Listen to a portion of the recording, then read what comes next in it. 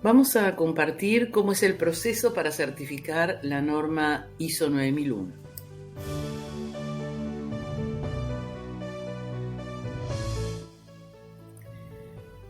En este video vamos a ver varias actividades que son buenas prácticas para lograr la certificación en un tiempo acotado.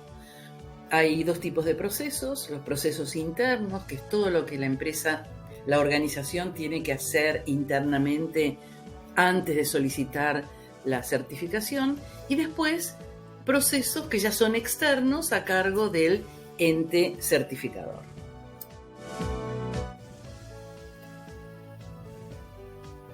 La primera actividad para hacer es lo que se llama un diagnóstico, una evaluación inicial. Con la norma se van recorriendo todos los procesos, todas las áreas, todas las prácticas, y se va verificando cada una de ellas cuán alineado está con lo que pide la norma. Acá partimos de la base que toda organización tiene un sistema de calidad. Lo que pasa es que estará más o menos alineado con la norma ISO 9001. Entonces, con lo que falta para alinear, se arma un plan de acción. Es muy recomendable que se capacite al personal sobre los distintos aspectos de la norma. Por ejemplo, alguien se tiene que capacitar en la norma ISO 9001. Cuáles son los requerimientos, qué significa, cómo interpretarla, qué cosas tienen que estar, qué cosas dependen de cada organización, etc. Después hay que capacitar a las personas en la norma. Tienen que entender lo que se va a hacer, el proyecto que tiene la empresa. Esto es muy importante, comunicar en qué consiste el proyecto, para cuándo se espera estar en condiciones de certificar, quién va a estar a cargo, quién va a coordinar, cómo nos vamos a organizar, digamos, todo lo que hace sobre el proyecto de ISO 9001. Otro aspecto importante son las herramientas de calidad. Muchas veces hay que trabajar en los procesos, hay que preparar procedimientos, hay que hacer una serie de actividades, entonces es bueno que todas las herramientas para lograrlo se capacite también a algunas personas, a algún grupo de personas. Alguien tiene que aprender cómo hacer auditorías internas de calidad, porque eso es un requerimiento de la norma, se van a hacer auditorías siempre, y entonces es bueno que alguien se forme como auditor interno, y además gente que aprenda cómo son las auditorías, cómo comportarse en una auditoría, qué es lo que hay que preparar, cuáles son las responsabilidades de cada uno, etc. Y otro tema importante es capacitar a las personas en el proceso de certificación. Eso es ya cuando ya estamos cerca de la certificación. Siempre es bueno dar pequeñas sesiones de capacitación en donde le explicamos a las personas que van a ser entrevistadas por el auditor cómo es el proceso que busca el auditor. Bueno, todas estas cuestiones. Mientras avanzamos con las capacitaciones, el próximo punto a desarrollar es lo que nosotros llamamos la documentación. La documentación del sistema ISO 9001 es un conjunto de documentos en donde algunos tienen directivas sobre cómo hay que hacer las cosas y algunos tienen registros sobre los resultados de las tareas. No nos olvidemos que los sistemas ISO 9001 son sistemas formales y auditables. Entonces, tener evidencias de los resultados es fundamental en todas las instancias, no solamente en las auditorías, sino también en los momentos en que analizamos lo que se llaman las no conformidades en el sistema y tratamos de entender por qué pasan errores, complicaciones que tenemos en el proceso. Eso por un lado. Y por otro lado, tienen que estar claramente definidas cómo hay que hacer las tareas. Por eso hay procedimientos, hay instructivos, hay manuales, hay políticas, hay una serie de documentos. La norma ISO 9001 ha evolucionado mucho en cuanto a la flexibilidad de la documentación.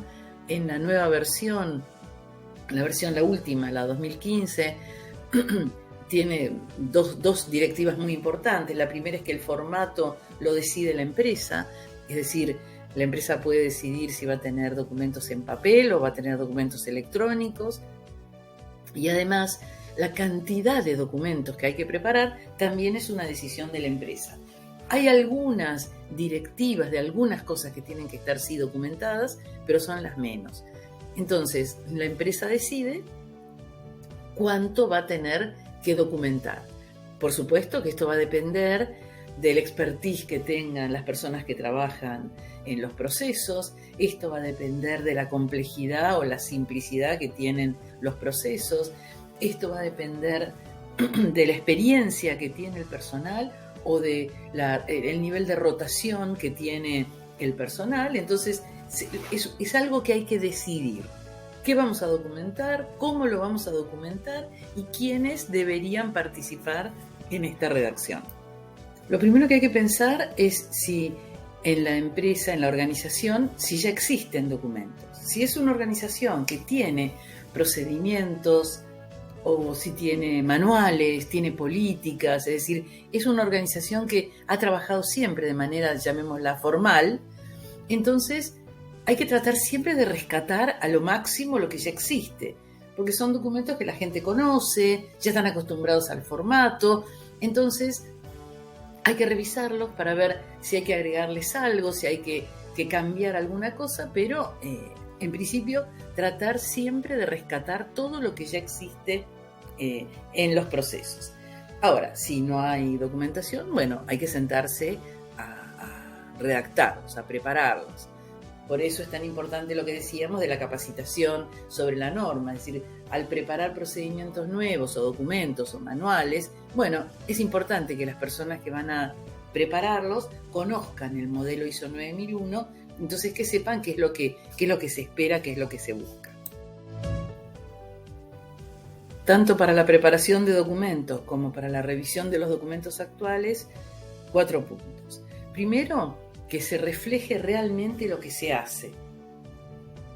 En ISO 9001 hay una gran flexibilidad con respecto a cómo escribir los procedimientos, pero una cosa que no se puede pasar es que los procedimientos no reflejen cómo es el proceso. Entonces el procedimiento tiene que ser en el formato que nosotros queremos, pero tiene que reflejar la realidad, no como nosotros querríamos que sea el proceso, sino como realmente es. Segundo, recomendación que las personas que operan el proceso participen en su elaboración. Quizás no lo van a escribir, pero sí que den las ideas de cuáles son los pasos, que después lo revisen para ver qué opinan, es decir, que tengan una participación activa. En tercer lugar, simple y claro. Los procedimientos no deberían ser largos, un procedimiento no debería tener nunca más de 2 páginas como extra. De hecho, cada vez se tiende más a que los procedimientos sean cortitos. Existen los loop, la elección de un punto, que son procedimientos en donde en una sola página está todo escrito lo que es importante que contenga los procedimientos. Digamos, siempre que se pueda, que sea lo más simple y lo más claro posible.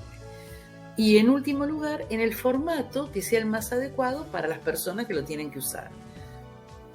Personas que están en un trabajo muy operativo no pueden tener un procedimiento muy largo con gran cantidad de frases. Quizás un resumen cortito con las cosas más importantes que tienen que tener en cuenta es lo mejor. Hay personas en donde se sienten más confortables mirando un diagrama de proceso.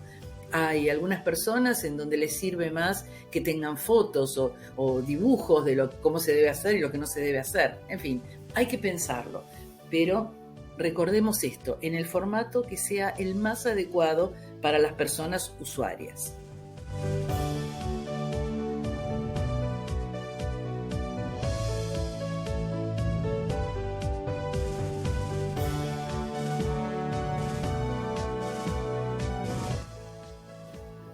Llega ahora el momento de poner en práctica todos los documentos que preparamos o que revisamos. Entonces acá recordemos que si hicimos bien las etapas anteriores, es decir, todo lo que fue nuestra capacitación, lo que fue nuestra comunicación, y aseguramos que la gente entiende lo que queremos hacer y hay un compromiso de colaborar, realmente no debería haber demasiados problemas en la implementación. En segundo lugar, armemos una estrategia, es decir, ¿cómo vamos a implementar? ¿Implementamos todo junto? ¿Empezamos por procesos? ¿Cómo nos manejamos con las áreas? Nombraremos referentes en cada área para que nos ayuden en la implementación. Y en tercer lugar, recordemos que el inicio de la implementación es un buen momento para revisar y mejorar lo que habíamos preparado. Una vez que estamos en condiciones ya de empezar a pensar en solicitar la certificación, antes de pedir la certificación nosotros tenemos que hacer una auditoría interna. Esta auditoría interna es hecha por nosotros, por las personas que se capacitaron como auditores internos, y tiene un objetivo que es revisar lo que se hizo, tanto los documentos como su implementación. Toda la implementación del sistema de calidad, verificar la política de calidad que es conocida por el personal, verificar que los registros están, verificar que los procesos se cumplen, verificar que estamos alineados realmente con la norma. Vamos a ver en un video exactamente cómo es el tema de auditoría, pero simplemente adelantamos que acá tenemos 4 objetivos. Primero, verificar que cumplimos todos los requerimientos de la norma. Después, verificar que el plan de acción que nosotros habíamos preparado cuando fue el momento del diagnóstico inicial realmente se cumplió. Después, verificar que el personal está realmente alineado con lo que nosotros hemos preparado en lo que se llama el sistema de calidad. Y por último, verificar que nosotros contamos con todos los registros que nos pide el sistema de calidad.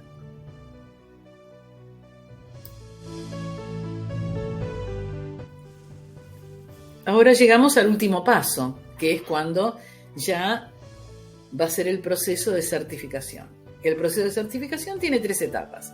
En primer lugar, el organismo recibe lo que se llama la preauditoría, que tiene como objetivo revisar la documentación y hacer como una revisión inicial del sistema.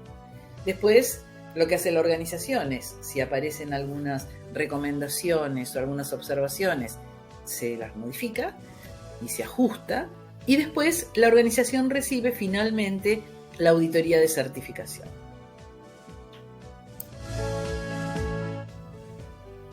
Este mismo proceso visto desde el ente certificador, el ente certificador recibe una solicitud de la organización que pide ser certificado. Esto es, recordemos, una vez que ya fue implementado el sistema de calidad. Entonces, ¿qué hace el ente certificador? Revisa la documentación, manda a un auditor, a un grupo de auditores a hacer la preauditoría y después realizan la auditoría.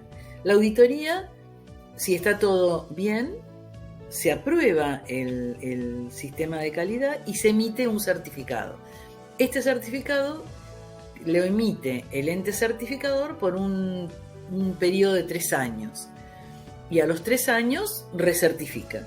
Y durante esos 3 años acuerdan una frecuencia de visitas, que puede ser anual o puede ser semestral. Depende, por supuesto, de cómo vean ellos lo sólido que vean el sistema de calidad. Si no se aprueba la auditoría de certificación, que es raro porque para eso está la preauditoría, si en principio no deberían haber grandes sorpresas, pero si no se aprueba, entonces lo que tiene que hacer la empresa es, la organización tiene que corregir las no conformidades que emite el auditor y se hace una nueva auditoría y se inicia de nuevo el ciclo de auditoría y aprobación.